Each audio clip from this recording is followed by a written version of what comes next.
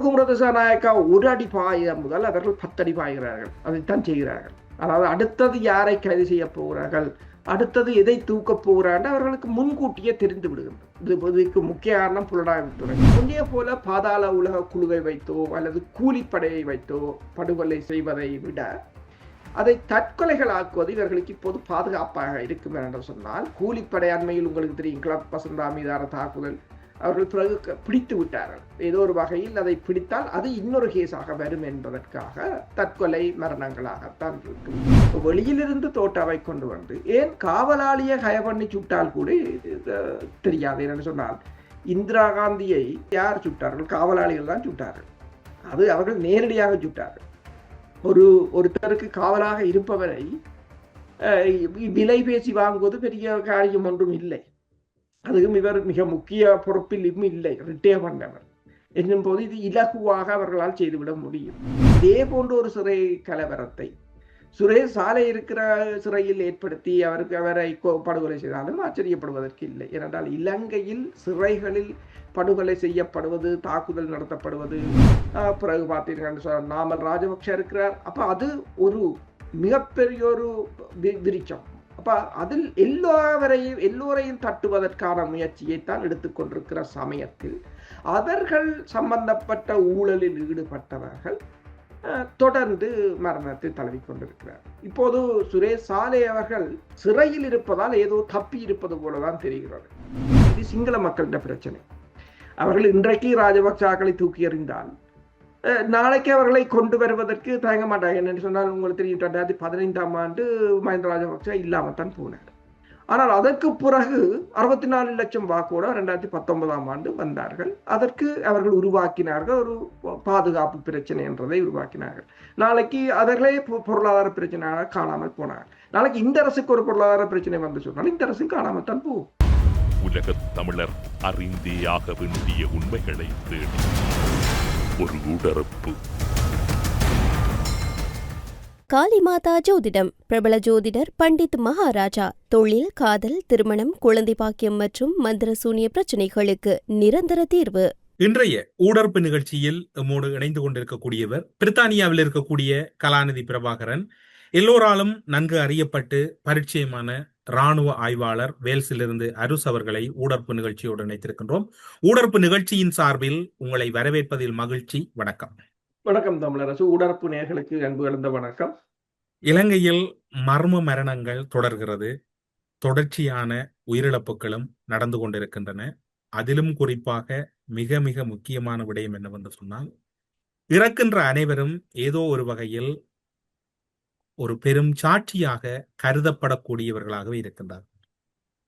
நீண்ட நெடுநாள் காலமாக இராணுவ விவகாரங்களை உன்னிப்பாக அவதானிக்கக்கூடியவர் என்கின்ற வகையில் இதனை எப்படி பார்க்கிறீர்கள்? இந்த மரணங்களை சாதாரணமாக கடந்து செல்லலாமா? அந்த மரணத்தை ஏற்படுத்தக்கூடிய காரணிகள் மன விரக்தியா, அல்லது இதன் பின்னணியில் ஏதாவது திட்டமிடப்பட்ட சதிகள் இருப்பதாக நீங்கள் சந்தேகிக்கிறீர்கள்? இடம்பெற்ற மரணங்கள், அண்மையில் இந்த போலீஸ் மாதிபர் மரணம், அதற்கு முதல் ஏர்பஸ் ஊழலில் ஈடுபட்டவர் மரணம் என்று சொல்லி தொடர்ச்சியாக இடம்பெறுகின்ற தற்கொலைகளை நீங்கள் பார்த்தீர்கள் என்று சொன்னால், ஏதோ ஒரு வகையில் தற்போதைய ஊழலில் சம்பந்தப்பட்டவர்கள், அடுத்ததாக இந்த என்பிபி அரசு கொண்டு வருகின்ற வழக்கு விசாரணைகளுக்கு ஏதோ ஒரு வகையில் ஒரு சாட்சிகளாக மாறக்கூடியவர்கள் என்ற வகையில் உள்ளவர்கள் தான் மரணத்தை தழுவிக் கொண்டிருக்கிறார்கள்.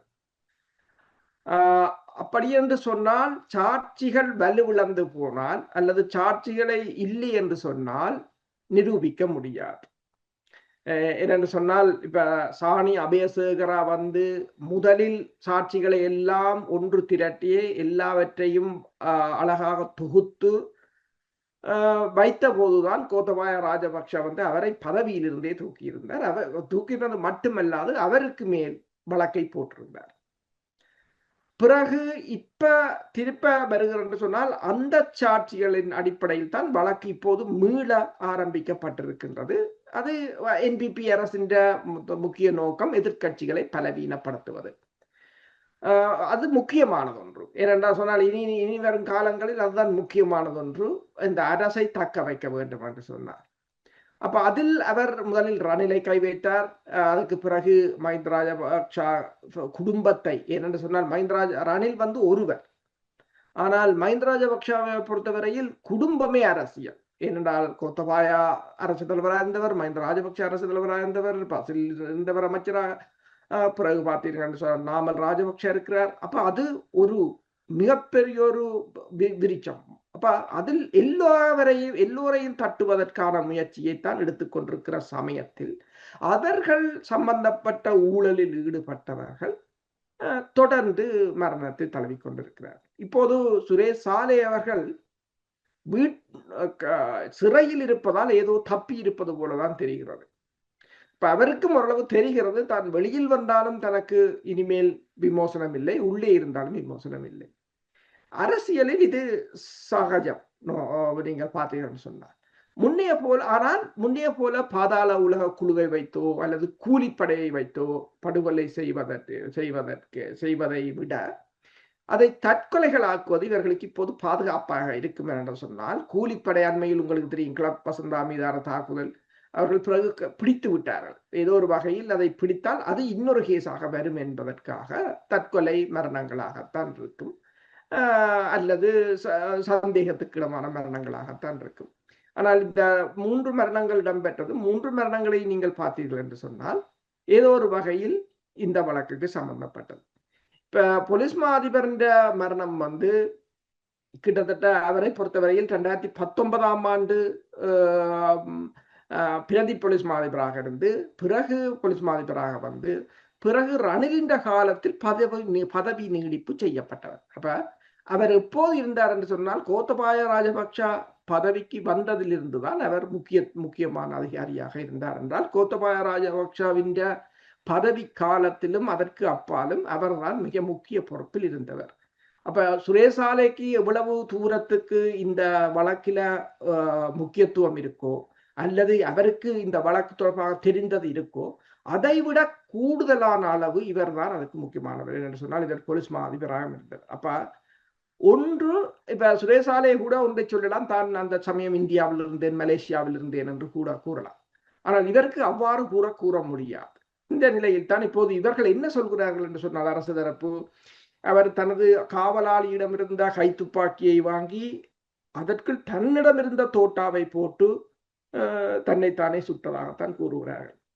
அதுக்கு பிறகு இப்போது சிசிடிவி கேமராக்களை தாங்கள் பகுப்பாய்வு செய்வதாகவும் அவற்றை தொலைபேசியை பகுப்பாய்வு செய்வதாகவும் அவரிடம் அண்மையில் வந்து சென்றவர்கள் தொடர்பாக தாங்கள் ஆய்வு செய்து வருவதாகவும் கூறியிருக்கிறார்கள். அதற்கு மேல் எதுக்கும் இல்லை என்ற ஒரு நிலையாகத்தான் இருக்கின்றது. சில சமயங்கள் இப்ப எல்லா மரணங்களையும் நீங்கள் இணைத்து பார்த்தால் ஒரு திட்டமிட்ட முறையில் இது நடக்கக்கூடிய வாய்ப்புகளையும் மறக்க முடியாது என்று சொன்னால், இது முறையான விசாரணைகள் மேற்கொள்ளப்பட்டு கண்டுபிடித்தாலே தவிர இந்த மரணங்கள் சந்தேகமான மரணங்களாகத்தான் இருக்கு.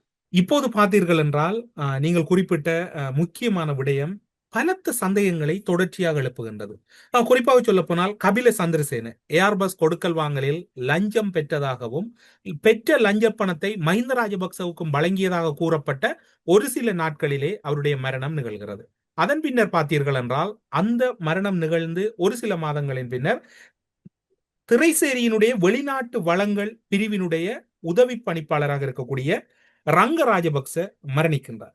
இப்போது சிடி விக்ரமரட்னவின் மரணத்தின் பின்னர் ஒரு முக்கியமான விடயம் பேசப்படுகிறது. உயிர்த்த ஞாயிறு தாக்குதல் தொடர்பான சில ரகசிய வாக்குமூலங்களை அவர் வழங்கினார் என்று கூறப்படுகிறது. அப்படி என்றால் இப்போது இருக்கக்கூடிய சூழ்நிலையில் இதனுடைய உண்மைத்தன்மை என்னவாக இருக்கும்? நீங்கள் கூறியது போலதான் இந்த ஏர்பஸ் ஊழலும் வந்து அது மஹிந்த ராஜபக்ஷ குடும்பத்துடன் தொடர்புடையதுதான் ஏர்பஸ் ஊழல். அவருடைய மரணம் கூட அவர் நினைக்கிறேன் அரவிந்தடி சில்வாவின் உறவினர். அதுக்கும் அவர் தனது வீட்டில் மரணம் அடையவில்லை, இவரின் வீட்டில் வந்துதான் மரணம் அடைந்ததாக அல்லது தற்கொலை செய்ததாக கூறியிருந்தார்கள். அதே ஒரு மிகப்பெரிய சந்தேகத்துக்கிடமானது. அவர் மீது ஊழல் குற்றச்சாட்டுகள் முன்வைக்கப்பட்ட போது என்னென்று சொன்னால், இப்ப நீங்கள் இறப்பவர்களை பார்த்தீர்கள் என்று சொன்னால், இறப்பவர்கள் ஒரு சாட்சிகள் தான். இவர்கள் இந்த பணம் எங்கு போனது, யாரு இந்த ஊழல் சம்பந்தப்பட்டவர்கள் என்றால் தான் இவர்களை கொண்டு வந்தால் தான் வழக்குக்கு மஹிந்த ராஜபக்ஷவையோ கோத்தபாய ராஜபக்ஷவையோ நாமல் ராஜபக்ஷவையோ யாரையோ அதுக்கு கொண்டு வர முடியும். ஆனால் முதலிலே இவர்களையே இல்லாது செய்து விட்டால் இலங்கை அரசாங்கத்தால் அதற்கங்கால அதாவது இந்த ராஜபக்ஷ குடும்பத்தை நெருங்க முடியாது. அப்ப முதல் சுற்றுக்களை, முதல் வட்டத்தை, அவர்களுக்கான கேடயமாக இருந்தவர்களை அரசு தனக்கு சாதகமாக மாற்றுவதற்கு முன்னர் ஏதோ ஒரு வகையில் ஒன்று அவர்களாக மரணம் அடைந்திருக்கலாம், அல்லது கொல்லப்பட்டிருக்கலாம், அல்லது தற்கொலை செய்ய தூண்டப்பட்டிருக்கலாம், ஏதோ ஒன்று இடம்பெற்றிருக்கலாம். ஆனால் இலங்கை அரசாங்கத்தின் விசாரணைகளிலும் கூட அதனை கண்டுபிடிக்க முடியாது என்று சொன்னால், இது இப்ப உண்மையில் நீங்கள் பார்த்தீங்கன்னு சொன்னால், இதற்கு பெருமளவான வெளிநாட்டு கூலிப்படைகளே இருக்கின்றன, அல்லது உள்ளூரிலே கூடிய ஆக்களை வைத்து அதை இலகுவாக, இந்த அரசியல் படுகொலைகள் என்று சொல்லலாம், இலகுவாக அவர்கள் அதை செய்து விடுவார்கள். இப்ப உயிர்த்த ஞாயிறு தாக்குதல் தொடர்பாக போலீஸ் மா அதிபரின் மரணத்தை கூட நீங்கள் பார்த்தீர்கள் என்று சொன்னால், அவர் அதில் முக்கிய சாட்சியாவார். இப்ப அவர் கொடுக்கின்ற சாட்சியங்கள் இப்ப சுரேஷ் சாலையை போல அவருடைய சாட்சியங்களும் மிக முக்கியமானது ஒன்று. அடுத்ததாக சுரேஷ் சாலைக்கு அடுத்ததாக அவர் சில சமயங்களில் உள்ளே தூக்கி போடப்படலாம். உள்ளேக்கு தூக்கி போடப்பட்டிருந்தால் அதற்கு பிறகு படுகொலை செய்வது மிகவும் கடினமானது ஒரு காரியமாக இருக்கும். ஆனால் அந்த கடினமான காரியத்தையும் இலகுவாக்குவதற்காகத்தான் இப்போது சிறையில் ஏற்பட்ட கலவரத்தை கூட யோசிக்கிறார்கள் என்று சொன்னால், இதே போன்ற ஒரு சிறை கலவரத்தை சுரேஷ் சாலை இருக்கிற சிறையில் ஏற்படுத்தி அவரை படுகொலை செய்தாலும் ஆச்சரியப்படுவதற்கு இல்லை. ஏனென்றால் இலங்கையில் சிறைகளில் படுகொலை செய்யப்படுவது, தாக்குதல் நடத்தப்படுவது ஒன்று அரசியல் படுகொலைகள் அங்கு மேற்கொள்ளப்படுவது ஒன்றும் சாதாரண விடயங்கள் இல்லை. அப்ப இது ஒரு சாம்பிள். இப்ப இன்னொரு சிறையில் முதலாவது ஒரு கலவரத்தை ஏற்படுத்திவிட்டு அதே போன்ற ஒரு கலவரத்தை இப்ப தங்களுக்கு தேவையானவர்கள் இருக்கின்ற சிறையில் ஏற்படுத்தி அதில் படுகொலைகளை செய்து விட்டால் ஒன்றும் செய்ய முடியாது இந்த அரசாங்கத்தால். இப்ப சாட்சிகளை அளிக்கின்ற முயற்சி ஆகத்தான் நீங்கள் இந்த மரணங்களை பார்க்கலாம். இலங்கை அரசாங்கம் விசாரணைகளை செய்வதாக கூறுகிறார்கள். ஆனால் இலங்கை அரசாங்கத்தை பொறுத்தவரையிலும் இந்த படுகொலைகளை கண்டறிவதற்கு என்பது அவர்களுக்கு தடயங்களும் சாட்சிகளும் வேண்டும். தடயங்களும் சாட்சிகளும் இல்லாத பட்சத்தில் இதை கண்டறிவது மிக கடினம். ஆனால் தடயங்கள் இல்லாமல் இவ்வாறு தொடர்ந்து கடந்த காலங்களில் பார்த்தீர்கள் என்றால் கடத்தல், காணாமலாக்குதல் இடம்பெற்றது. அதன் பின்னர் பார்த்தீர்கள் என்றால் மர்ம மரணங்கள் இடம்பெற்றது. தற்போது பார்த்தீர்கள் என்றால் தற்கொலைகள் இடம்பெறுகிறது. இதில் ஏதோ ஒரு தரப்பு ஆங்கில படம் போன்று மர்மமாக இயங்குவதாக எடுத்துக்கொள்ளும். உண்மையில் அந்த சுடப்பட்ட துப்பாக்கியை நீங்கள் பார்த்தீங்கன்னு சொன்னால் என்னென்று கூறுகிறார்கள், காவலாளியின் துப்பாக்கி. தோட்டா யாருடையது? அவர் தான் வைத்திருந்த தோட்டா. ஆனால் அவர் தனது கை துப்பாக்கியை ரிட்டையர் பண்ற போது ஒப்படைத்து விட்டதாகத்தான் கூறுகிறார்கள். அவரிடம் இல்லை என்றுதான் நான் பார்த்தேன். இல்லை என்று சொன்னால் தோட்டாவாறு வைத்திருந்தார், சில சமயங்களில் வைத்திருக்கலாம், வேறு வழியா. அப்ப தோட்டாவை வெளியிலிருந்து கொண்டு வந்து, ஏனென்று சொன்னால் இப்ப காவல்துறையினர் பிரச்சனை என்னன்னு சொன்னால், இப்ப காவலுக்கு விடுபவர்களுக்கு வழங்கப்படுகின்ற தோட்டா அது கணக்கு காட்ட வேண்டும், அல்லது அது பயன்படுத்தினாலும் அதை கண்டறிந்து விடலாம், இந்த தோட்டா அங்கு பயன்படுத்தப்பட்டிருக்கிறது என்று. இப்ப அந்த தோட்டாவை பயன்படுத்தாமல் ஆனால் காவலாளியின் துப்பாக்கி பயன்படுத்தப்பட்டிருக்கிறது. வெளியிலிருந்து இலங்கையில ஆயுதங்களை கொண்டு வருவது பெரிய பிரச்சனை இல்லை. எல்லோரும் பாதாள குழுவிடம் தேவையான அளவு ஆயுதங்கள் இருக்கின்றன. இப்ப வெளியிலிருந்து தோட்டாவை கொண்டு வந்து ஏன் காவலாளியை ஹய பண்ணி சுட்டால் கூட தெரியாது. என்னன்னு சொன்னால், இந்திரா காந்தியை முன்னாள் இந்திய பிரதமரை யார் சுட்டார்கள்? காவலாளிகள் தான் சுட்டார்கள். அது அவர்கள் நேரடியாக சுட்டார்கள். ஒருத்தருக்கு காவலாக இருப்பவரை விலை பேசி வாங்குவது பெரிய காரியம் ஒன்றும் இல்லை. அதுவும் இவர் மிக முக்கிய பொறுப்பில் இல்லை, ரிட்டையர் பண்ணவர் என்னும் போது இது இலகுவாக அவர்களால் செய்துவிட முடியும். அப்ப யார் சுட்டார்கள் என்றது கூட இப்ப உண்மையில் சுட்டுவிட்டு அதுக்கு வேற ஒரு துப்பாக்கி சின்னத்தை போட்டு விட்டு சுட்டுவிட்டு அவரின் கையிலேயே துப்பாக்கியை வைத்து விட்டால் முடிந்ததால் வேற இப்ப என்னென்று சொன்னால் இப்ப துப்பாக்கி அவர்கள் கூறுகிறார்கள் அது காவலாளின் துப்பாக்கி என்று கூறுகிறார்கள். ஆனால் இதை எவ்வாறு நிரூபிப்பது? அதுதான் மிக முக்கியமான பிரச்சனை. அப்ப இப்ப சிஐடியினர் வந்து போனவர்கள் சந்தித்தவர்கள் மொபைல் போன்களை எல்லாம் பார்க்கிறார்கள், அது வேறு விடயம். ஆனால் இதற்கும் ஒரு பாசிபிலிட்டிஸ் இருக்கு. ஏனென்று சொன்னால் தொடர்ந்து நடைபெறுகின்ற மரணங்கள் வந்து இதை சுற்றி இந்த விசாரணைகளை சுற்றி நடைபெற்று கொண்டிருக்கின்ற தருணத்தில் வந்து எதிர்த்தரப்பை வந்து பலவீனப்படுத்துவதற்காக அனுரகுமார திசாநாயக்கா ஒரு ஆபரேஷனை ஆரம்பித்திருக்கின்றது. ஆனால் எதிர்த்தரப்பை பாதுகாக்க வேண்டிய நிலையிலும் அடுத்ததாக உங்களுக்கு தெரியும் இந்த உயிர்த்த ஞாயிறு தாக்குதலில் ஈடுபட்டிருந்த பிராந்திய நாடுகள் தங்களை பாதுகாக்க வேண்டிய தேவையும் இருக்கின்றது. அப்ப அவ்வாறான தேவைகள் இருக்கும் என்று சொன்னால் அவர்கள் முதலில் அவர்கள் செய்கிற வேலை சாட்சியங்களை அளிப்பார்கள்.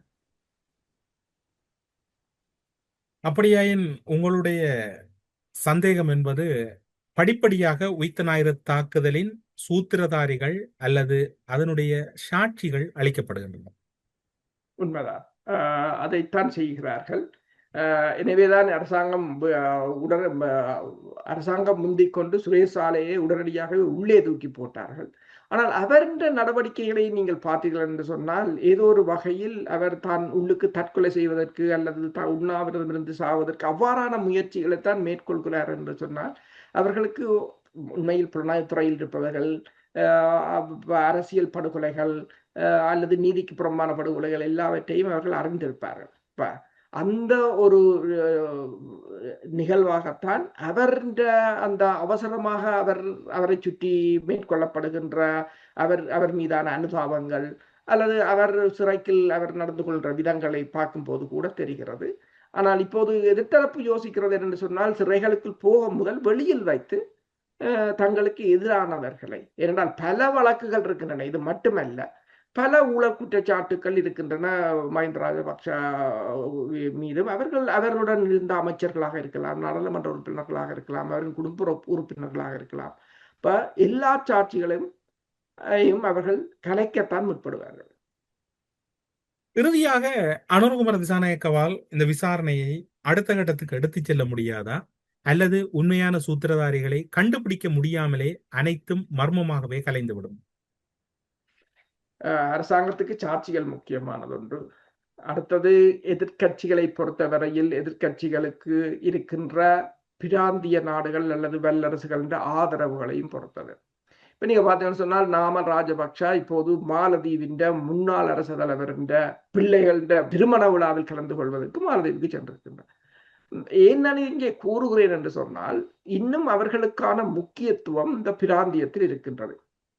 என்றால் முன்னாள் நாடாளுமன்ற உறுப்பினர்கள் முன்னாள் அமைச்சர்களை திருப்பவும் அரசுக்கு கொண்டு வரலாம் என்றதுக்கு அந்த பிராந்திய நாடுகளுக்கு அவர்களை எப்பவும் தங்கள் தொடர்பில் வைத்திருப்பார்கள் என்பதுதான் முக்கியமானது ஒன்று. இப்ப இந்தியாவை பொறுத்தவரையில் இந்தியாவுக்கு மாலதீவு முக்கியம், இலங்கையும் முக்கியம். அப்ப இவ்வாறான தொடர்புகளை அதாவது எதிர்கட்சிகளுக்கு இப்போதும் மிகுந்த ஒரு என்ன சொல்ல இப்ப அவர்களை கூப்பிடுவது என்பது அவர்களுக்கான ஒரு உற்சாகத்தை கொடுப்பதாகத்தான் இருக்கும். இப்ப நீங்கள் பார்த்தீங்கன்னு சொன்னால் இலங்கையில் சீனா போல ஒரு கட்சி ஆட்சி வருவதை இந்தியா உண்மையில் விரும்பாது. என்று சொன்னால் இந்தியாவுக்கு பிறகு அந்த நாட்டை தனது பிடிக்கில் கொண்டு வருவது மிக கடினம். இப்ப ஏதோ ஒரு வகையில் எதிர்கட்சிகளை பலப்படுத்தத்தான் முற்படும். ஆனால் எதிர்கட்சிகளை பலப்படுத்துவது என்று சொன்னால் இப்ப இருக்கிற நிலையில் பலமான எதிர்கட்சிகள் இல்லை. அனுரகுமார திசாநாயக்கா அரசுக்கும் இது தெரியும், எங்கு பலமான எதிர்கட்சிகள் இல்லை. அப்ப இருக்கிற கட்சிகளையும் பலவீனப்படுத்த வேண்டியதான் அவருடைய மிக முக்கியமான பணியாக இருக்கின்றது.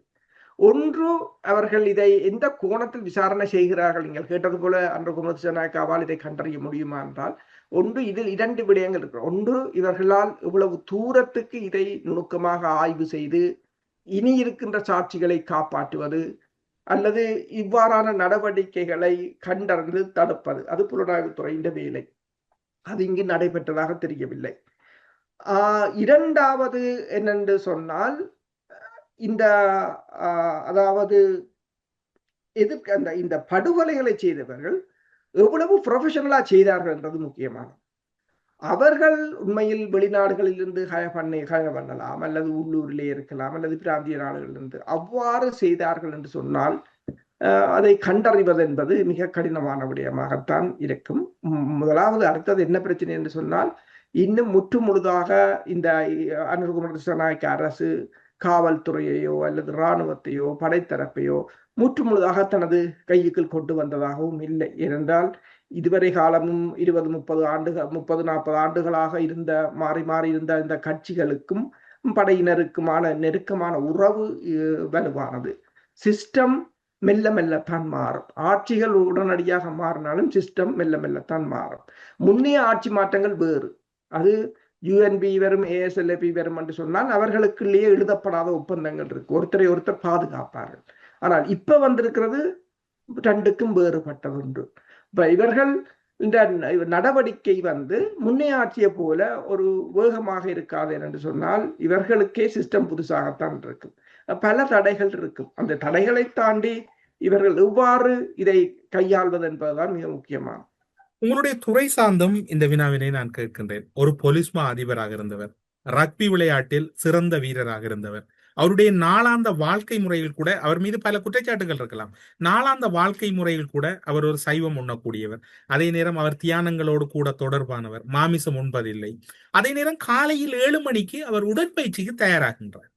இவ்வளவு காரியங்களோடும் தொடர்பானவர், உடற்பயிற்சிக்கும் தயாராகின்றவர். தற்கொலை மனப்பான்மை அல்லது தற்கொலை மனநிலை இயல்பாக இருக்குமா?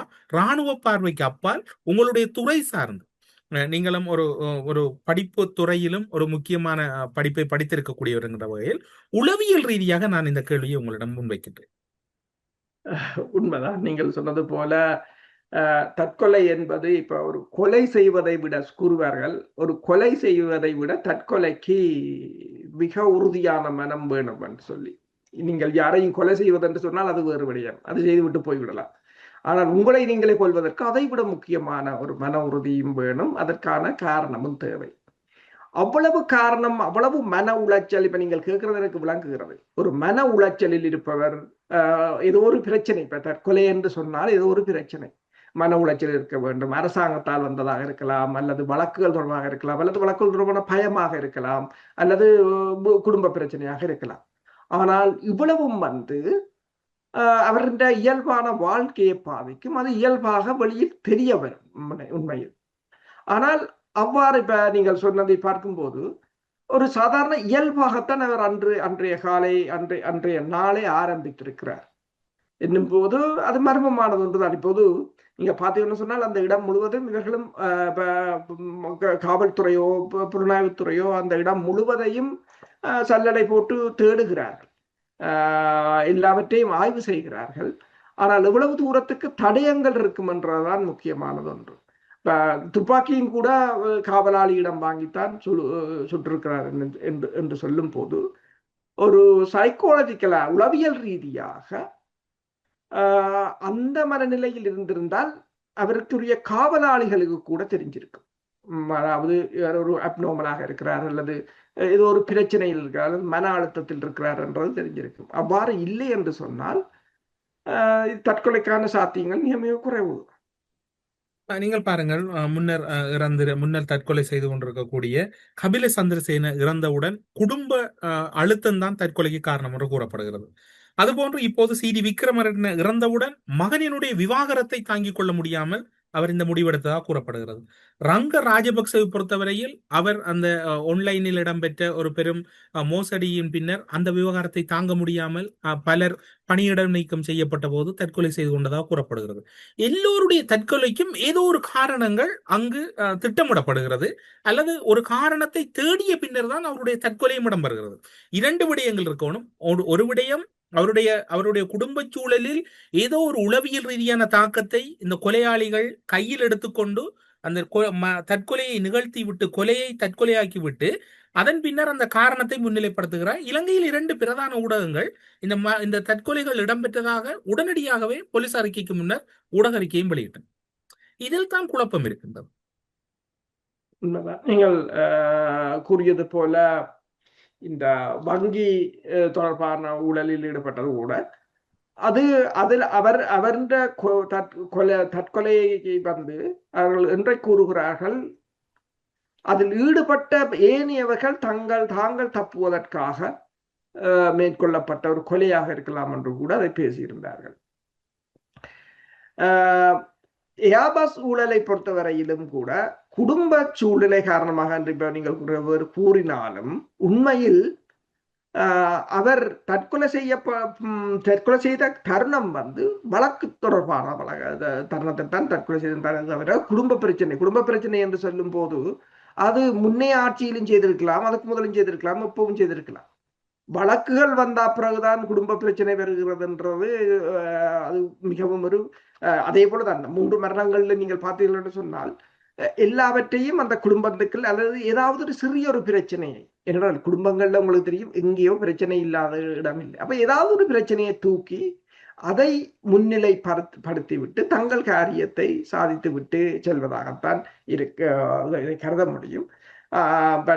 நீங்கள் சொன்னது போல குடும்ப பிரச்சனை தான் காட்டுகிறார்கள். ஆனால் மரணங்கள் எப்ப நடந்ததுன்னு சொன்னால் இந்த வழக்கு விசாரணைகள் அரசு கையில் எடுத்த பிற்பாடுதான் இந்த தற்கொலைகள் தொடர்ச்சியாக, அதாவது தொடர் தற்கொலைகள் என்று சொல்லலாம். தொடர் கொலைகள் என்றது போல தொடர் தற்கொலைகளுக்கு இந்த வழக்குகள் ஆரம்பிக்கப்பட்ட போது அல்லது வழக்கை அனுரகுமார திசாநாயக்கா தூக்கிய போதுதான் இது நடைபெறுகிறது. உங்களுக்கு தெரியும், அனுரகுமார திசாநாயக்கா அரசு கூட ஆட்சிக்கு வந்து கிட்டத்தட்ட ஒரு 2 வருஷத்துக்கு அவர்கள் இது தொடர்பாக பேசினார்களே தவிர நடவடிக்கை எடுக்கவில்லை. இப்பதான் நடவடிக்கையை ஆரம்பித்திருக்கிறார்கள். நடவடிக்கையை ஆரம்பித்த போதுதான் இந்த தற்கொலைகளும் ஆரம்பித்திருக்கின்றன. ஆனால் அது குடும்ப பிரச்சனைகளாகவும் மாற்றப்பட்டிருக்கு. ஆனால் நாமல் ராஜபக்ச அவர்கள் கடந்த 18ஆம் தேதி மக்கள் சந்திப்பு ஒன்று இடம்பெற்ற போது அதில் ஒரு முக்கியமான கருத்தை கூறுகின்றார். அதில் பல பொருள் மயக்கங்கள் இருக்கின்றது. ஆனால் அவர் ஒரு விடயத்தை கூற வருகிறார்.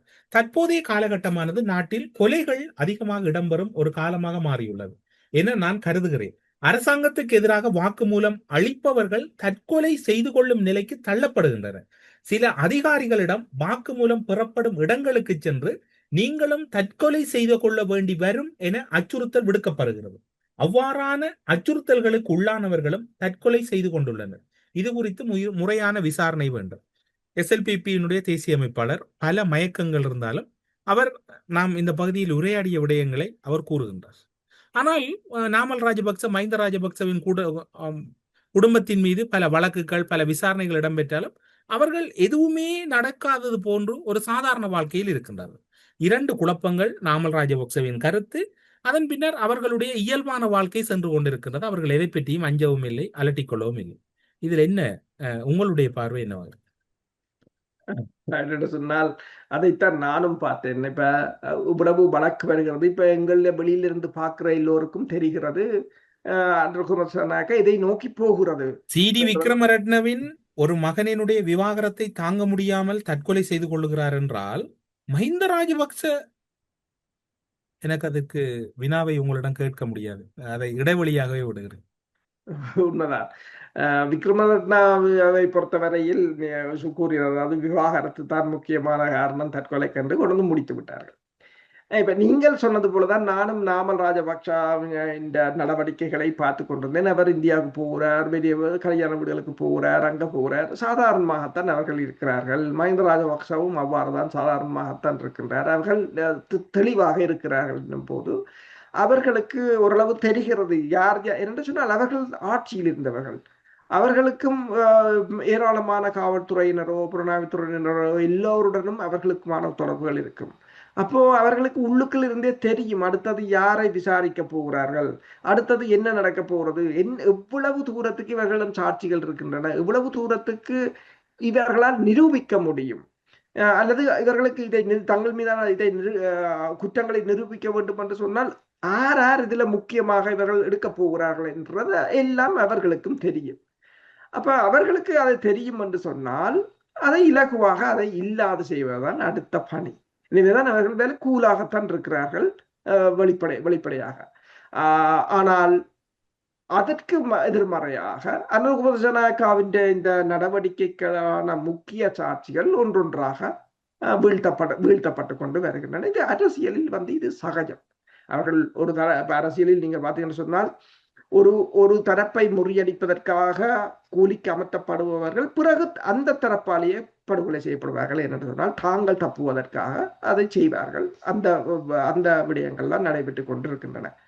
இப்ப இந்த சாட்சிகள் இல்லை என்று சொன்னால், இப்ப நாமல் ராஜபக்ச கூறியது போல அவர் இப்ப இந்த பிரச்சனையை அரசு மீதுதான் கொண்டு வந்து முடிக்கிறார். அதாவது நீங்கள் இவர்களை சாட்சிகள் இவர்கள் மீது இல்லாத குற்றங்களை சுமத்தி அவர்கள் இதில் தொடர்பு பட்டதாக கூறி அவர்களுக்கு மன அழுத்தத்தை கொடுத்து அவர்களுக்கு நீங்கள் தற்கொலையை தூண்டுகிறீர்கள் என்று அதை கொண்டு திரும்பவும் அரசு மீது போடக்கூடிய ஒரு நிலையாக இருக்கின்றது. இதுதான் இந்த தற்கொலைகளிலும் கொலையிலும் இருக்கின்ற வித்தியாசம். தற்கொலையை பொறுத்தவரையில் எந்த பக்கமும் திருப்பி விடலாம்.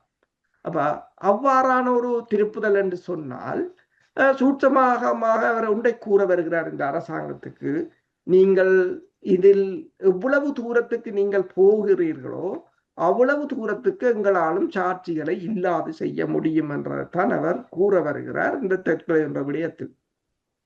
ஒட்டுமொத்தத்தில் இதனை சாட்சிகளை பாதுகாப்பதில் அரசு நடைமுறைகளை தாண்டிய கவனம் செலுத்த வேண்டிய கட்டாயம் உருவாகி இருக்கின்றது. ஆனால் அரசு இதில் கவனம் செலுத்துமா அல்லது தொடர்ச்சியாக இவ்வாறான போக்கில் செல்லுமாக இருந்தால் எங்கு இடம்பெறும்? மீண்டும் இலங்கையில் ஒரு கொலை கலாச்சாரம் அல்லது படுகொலை கலாச்சாரம் உருவாவதற்கான அறிகுறிகளாக இதனை பார்க்கலாம். உண்மைதான் என்று சொன்னால் இது பல இடங்களில் இந்த தற்கொலைகள் இலங்கையில் ஒரு சாதாரணமான ஒன்று. பாதாள உலக குழுவின் கொலைகளும் சாதாரணமான ஒன்று. ஆனால் இப்போது ஒரு விடயம் நீங்கள் கேட்டது போல யார் வேகமாக நகர்கிறார்கள் என்பதெல்லாம் இது தங்கி இருக்கிறது. அனுர்குமார திசாநாயக்கா ஒரு அடி பாய முதல் அவர்கள் 10 அடி பாய்கிறார்கள். அதைத்தான் செய்கிறார்கள். அதாவது அடுத்தது யாரை கைது செய்ய போகிறார்கள், அடுத்தது எதை தூக்க போகிறார்கள் அவர்களுக்கு முன்கூட்டியே தெரிந்து விடுகின்றது.